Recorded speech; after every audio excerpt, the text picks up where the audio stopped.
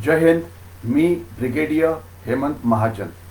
आजचा विषय आहे की पाकिस्तान आणि चीन वेगवेगळ्या पद्धतीने आपल्याला त्रास देत असतात, आपल्या विरुद्ध लढाई करत असतात, आपल्या विरुद्ध हायब्रिड वॉर चालवत असतात, आपल्या विरुद्ध ग्रे झोन वॉर चालवत असतात, आपल्या विरुद्ध अनरिस्ट्रिक्टेड वॉर चालवत असतात. तर त्याला भारताने कसं प्रत्युत्तर दिलं?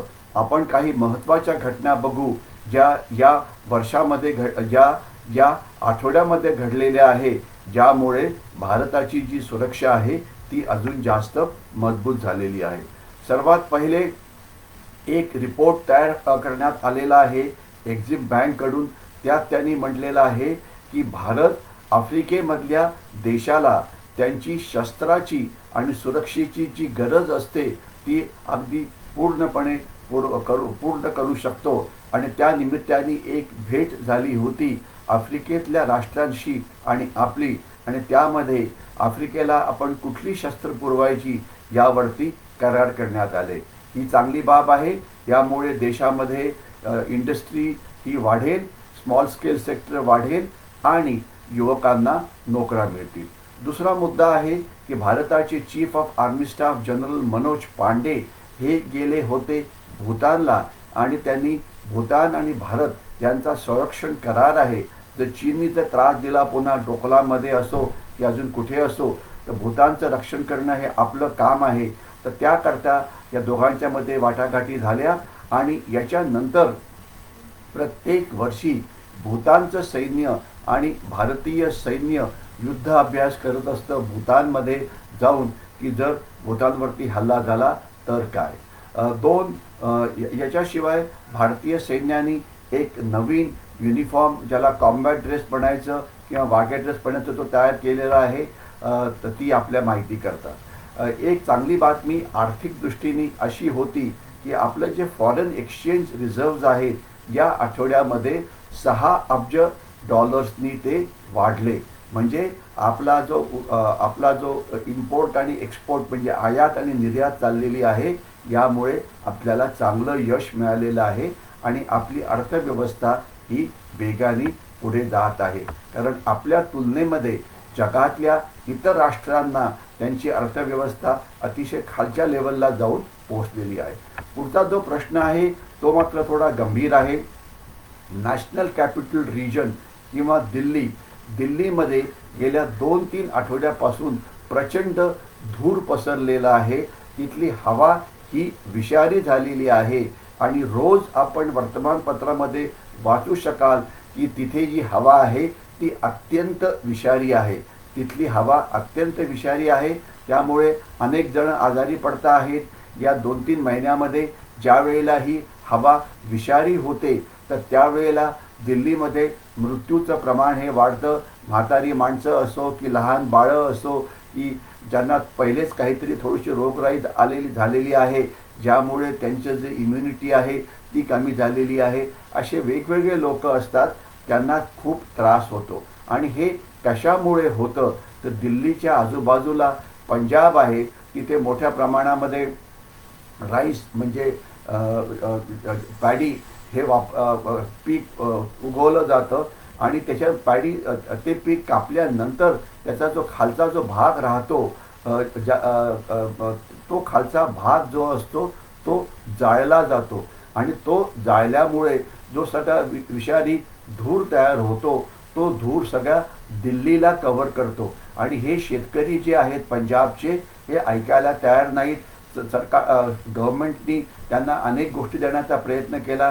काहीला ते मशीन मधून ते जे खालचा जे दांडा असतो की ज्याच्यावरती लागलेला असतो राईस वगैरे ते कापण्याकरता किंवा एक केमिकल देण्याचा प्रयत्न केला ज्यामुळे ते तिथेच जळेल.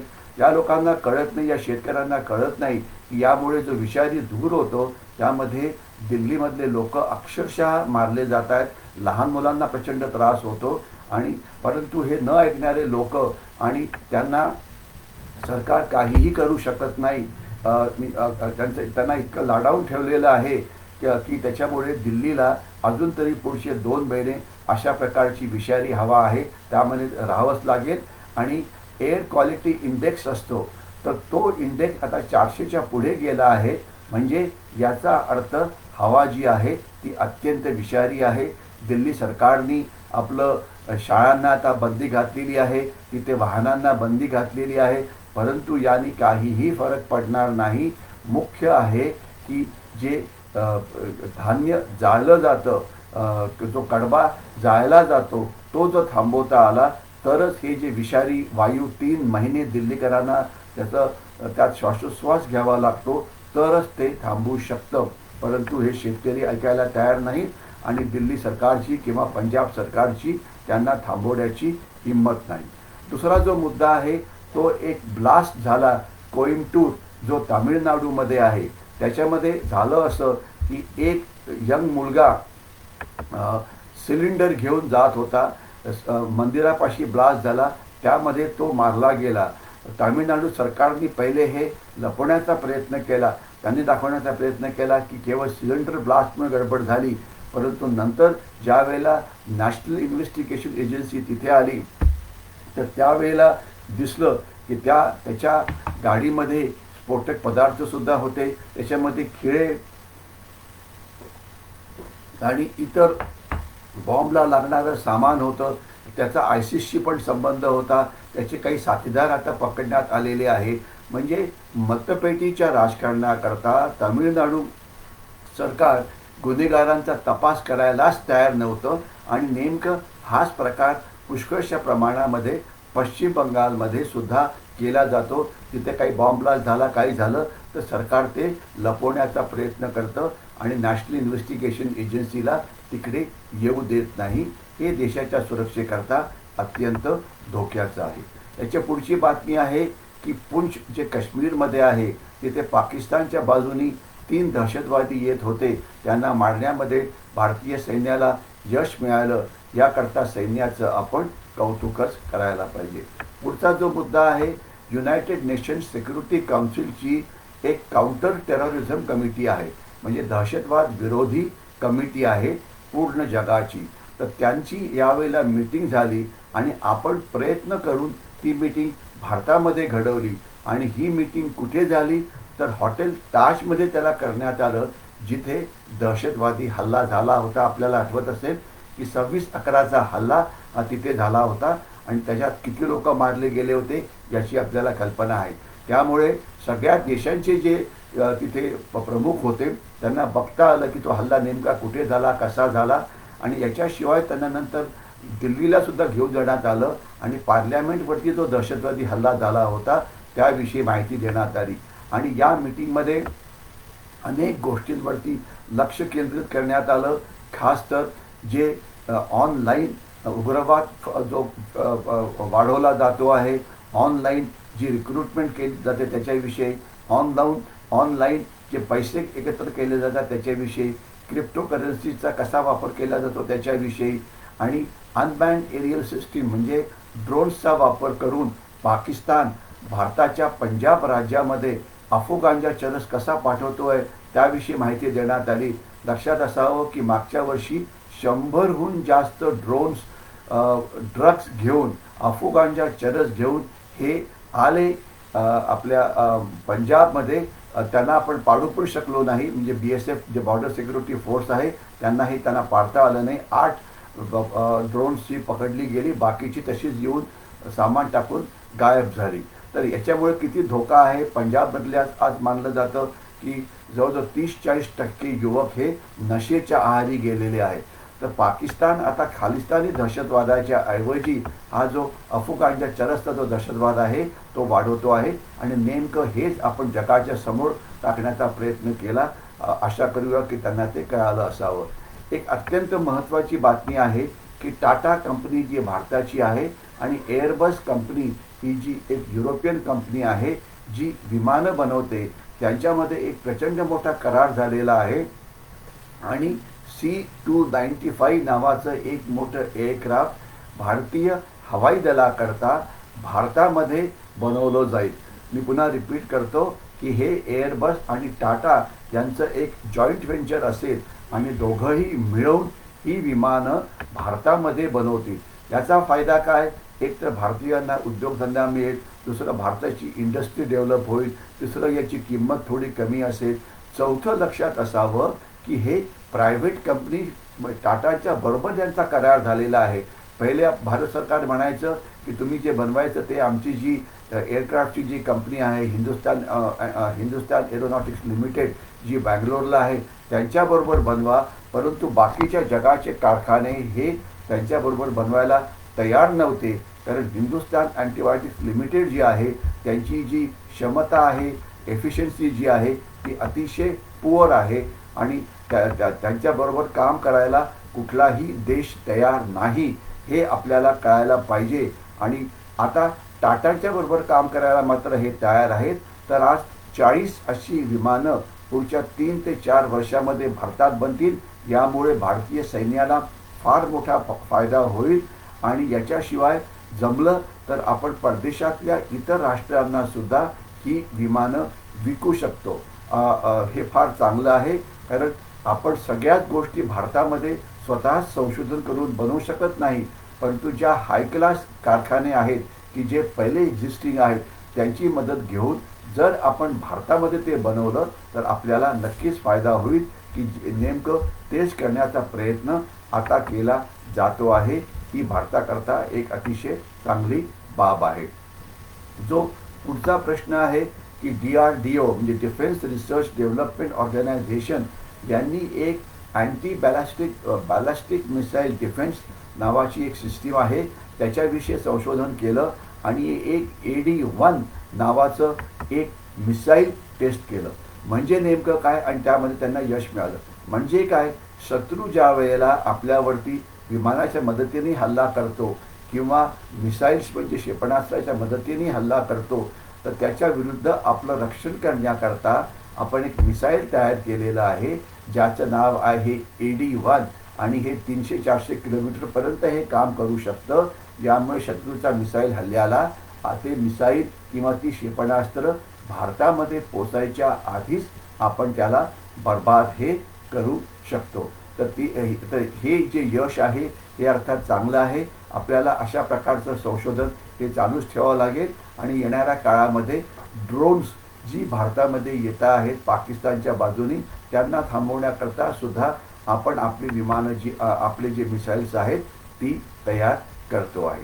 याच्याशिवाय नेक्स्ट मुद्दा आहे की आपलं जे इंटरनेटचं नेटवर्क असतं, जे नेटवर्क जे आपण जे वापरतो कम्युनिकेशन करता म्हणा किंवा डेटा पाठवण्याकरता म्हणा किंवा टेलिफोन करता म्हणा किंवा आपलं इंटरनेट करता म्हणा, तर त्याकरता आपण जनरली जे वापर करतो आहे जमिनीच्या वरती OFC म्हणजे एक केबल असते, त्या केबलच्या मदतीने आपण करतो. किंवा दुसरं आपण बघितलं असेल की वेगवेगळे टॉवर्स असतात प्रत्येक शहरामध्ये ज्यांच्या मदतीने आपले मोबाईलचे कॉल किंवा इंटरनेट कनेक्शनसुद्धा जातं. आणि याच्याकरता जी जे टेक्निकल मदत लागते ती स्पेस म्हणजे आकाशातून किंवा अवकाशामध्ये जे आपले सॅटेलाईट्स तिथे असतात त्यांच्या मदतीने आपण ते करतो. म्हणजे सॅटेलाईटच्या मदतीने telephone communications, mobile communications, internet communications या सॅटेलाईट याच्याकरता त्याचा वापर हा केला जातो. परंतु ज्यावेळेला ट्रॅफिक जास्त असतो त्यावेळेला केबलचा वापर हा जास्त केला जातो, उदाहरणार्थ शहरांच्या आत. आता आपलं जे आंतरराष्ट्रीय लोकांशी जे कम्युनिकेशन चालतं तर ते त्याकरता समुद्राच्या आतून अंडर सी केबल्स या ले केल्या जातात, त्यामुळे ते कम्युनिकेशन करणं हे अतिशय स्वस्तामध्ये पडतं. तर त्याच्यामध्ये आपलं जे कौशल्य आहे ते कमी आहे आणि भारताने याच्यावरती लक्ष द्यायला पाहिजे. अर्थात आपल्याकडे हे तंत्रज्ञान नाही, परंतु आपली मित्रराष्ट्र जपान आणि साऊथ कोरियाकडे हे आहे, तर त्यांची मदत घेऊन आपण याचा वापर जो आहे तो आपण करायलाच पाहिजे. याच्या पुढचा जो भाग आहे तो आहे मेक इन इंडियाच्या बाबत. मेक इन इंडियाच्या बाबत आपण ठरवलेलं आहे की कुठलीही शस्त्र यापुढे आपण आयात करायची नाही, ती भारतामध्ये बनवायची. अर्थात त्याकरता भारतीय कारखाने, प्रायव्हेट कारखाने यांना आपण प्रोत्साहन देतो आहे. आणि आता भारतीय सैन्याने 5 वेगवेगळ्या शस्त्रांची जी रिक्वायरमेंट आहे ती इंडस्ट्रीला दिलेली आहे आणि सगळ्या इंडस्ट्रीला सांगितलं आहे की आम्हाला 5 गोष्टी पाहिजे. Number 1, man pack high frequency software design radio system, म्हणजे एक वेगळी रेडिओ सिस्टीम असते जी सैन्याला आपल्या कम्युनिकेशन करता पाहिजे, ती आम्हाला पाहिजे. दुसरं, ड्रोनना तोडण्याकरता सिस्टीम पाहिजे. तिसरं, इन्फंट्री ट्रेनिंग वेपन्स असतात, प्रत्येक वेळा गोळीबार करणं हे सोपं नसतं, तर त्याकरता जर सिम्युलेटरचा वापर करता आला तर त्यांनी आपले पैसे पुष्कळसे वाचतील, ते करायला पाहिजे. याच्याशिवाय आपली जे आर्टिलरी म्हणजे तोफखाना असतो, त्यांचे जे बॉम्ब्स असतात, त्यांना जर आपल्याला गाईड करून जास्त ॲक्युरेट बनवता आलं तर त्याचा आपल्याला फायदा होईल. तर त्याच्याकरता सुद्धा आपण कारखान्यांना सांगितलेलं आहे की तुम्ही ते करा. पुढची बातमी आहे की पाकिस्तानमध्ये सध्या जो गोंधळ चाललेला आहे त्याच्याविषयी आपल्याला माहिती आहे की इम्रान खान जो आहे त्याच्यावरती हल्ला करण्यात आला, त्याला 4 गोळ्या मारण्यात आला, तो वाचला. मी पाकिस्तानच्या याच्यामध्ये जास्त जात नाही, त्यांच्या आतल्या राजकारणामध्ये. मी आपल्याला एवढंच सांगू इच्छितो की ह्याच्यापुढे पाकिस्तानमध्ये काय होईल. इम्रान खान आता शहबाज शरीफना चॅलेंज करतो आहे, इम्रान खान पाकिस्तानी सैन्याला चॅलेंज करतो आहे. तर याच्यापुढे येणाऱ्या दिवसामध्ये इम्रान खान इस्लामाबादला वेढा घालेल का? इम्रान खान सैन्याच्या विरुद्ध आपली कारवाई जास्त वाढवेल का? इम्रान खान जो आहे तो बाकीच्या राजकीय पक्षाशी भांडतच राहील की त्यांच्यामध्ये एकही होईल? याच्यामुळे पाकिस्तानच्या अर्थव्यवस्थेवरती काय परिणाम होईल? असे अनेक प्रश्न आहेत. परंतु एवढं नक्की की पाकिस्तानमध्ये अक्षरशः गृहयुद्ध सुरू आहे. सध्या त्यांची जी इकॉनॉमी आहे ती अतिशय म्हणजे कठीण परिस्थितीमध्ये जाते आहे.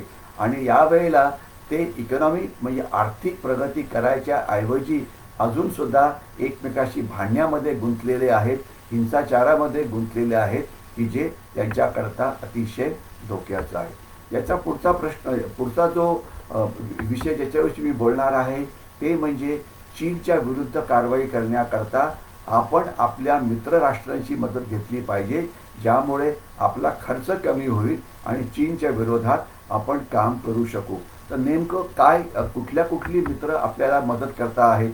लक्षात असावं की आत्ता शी जिनपिंग हे पुन्हा निवडून आले आणि निवडून काय आले, त्यांनी स्वतःला पुन्हा एकदा चीनचं राज्यकर्ता म्हणून नियुक्त केलेलं आहे आणि आता ते आयुष्यभर राहणार आहेत. आणि हे सरळ आहे की येणाऱ्या काळामध्ये चीन आपलं सैन्य वाढवेल, आपली आक्रमकता वाढवेल. तर याकरता बाकीच्या राष्ट्रांकडनं आपल्याला कशी मदत मिळते आहे?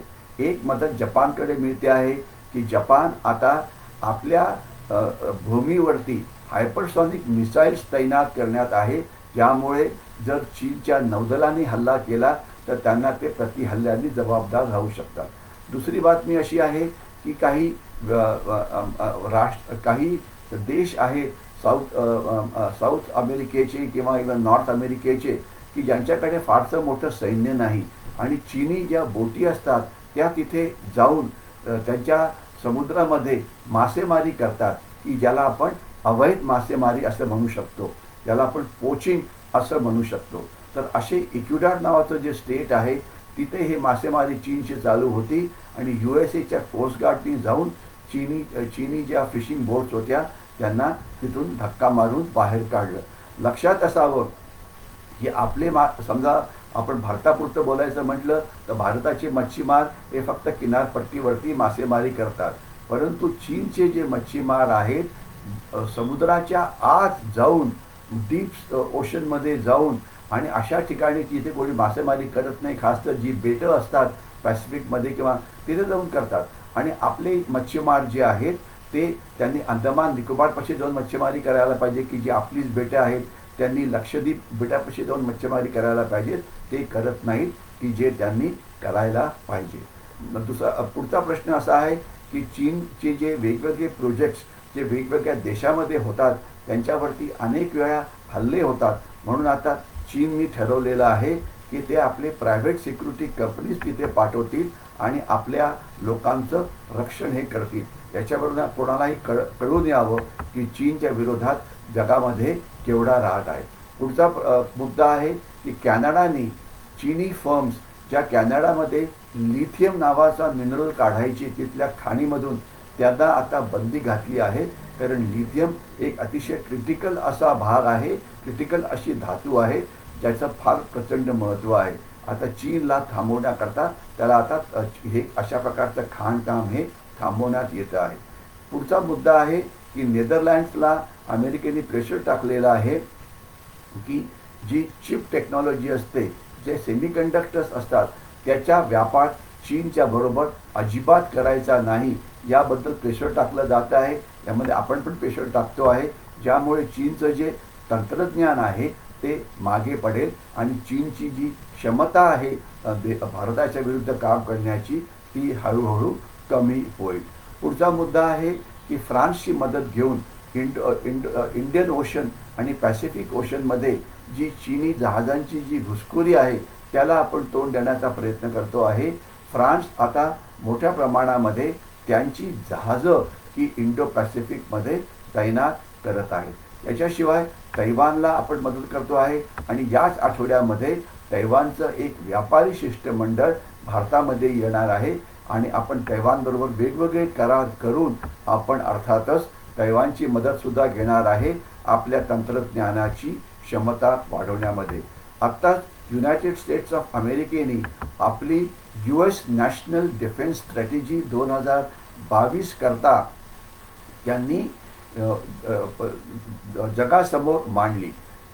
हा एक अतिशय मोठा विषय होईल, याच्याविषयी बोलायला आपल्याला पुरेसा वेळ नाही, परंतु मी एवढंच सांगू आपल्याला इच्छितो की ही स्ट्रॅटेजी भारताच्या दृष्टीने महत्त्वाची आहे.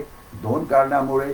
एक तर यामध्ये ते भारताच्या बरोबर टेक्नॉलॉजिकल कोऑपरेशन म्हणजे तंत्रज्ञानाचं कोऑपरेशन करायला तयार आहेत ही माहिती मिळते.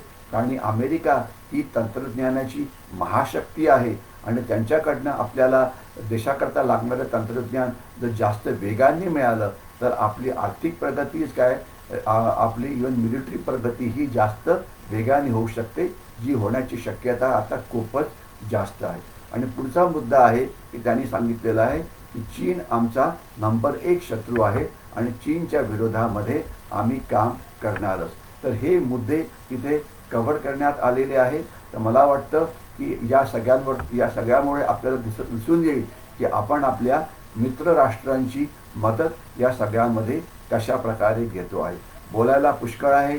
पुढच्या वेळेला आपण ज्या वेळेला भेटू चीनचं इन्फॉर्मेशन वॉर म्हणजे माहिती युद्ध कसं लढलं जातं याच्याविषयी बोलू. चीन जगाची जी मीडिया आहे त्यांना ती कसं विकत घेते आहे त्याच्याविषयी बोलू. आणि मुख्य महत्त्वाचं असं की हे सगळं करण्याकरता आपण प्रत्युत्तर कसं द्यायला पाहिजे त्याच्याविषयी आपण बोलू. आणि ऑकस म्हणजे ऑस्ट्रेलिया, युनायटेड किंगडम आणि युनायटेड स्टेट्स यांची जी एक सिक्युरिटी अरेंजमेंट झाली होती त्यांनी काय प्रगती केली होती या विषयावरती बोलू. आणि युक्रेन युद्धामध्ये नवीन काय घडलं या सगळ्यांविषयी बोलू. तर हे अनेक मुद्दे आपल्या पुढे बोलण्याकरता आहे. परंतु आज मी इथेच थांबतो. आपल्याला हा व्हिडिओ आवडला असेल तर लाईक करा आणि जास्तीत जास्त लोकांशी शेअर करा. जय हिंद.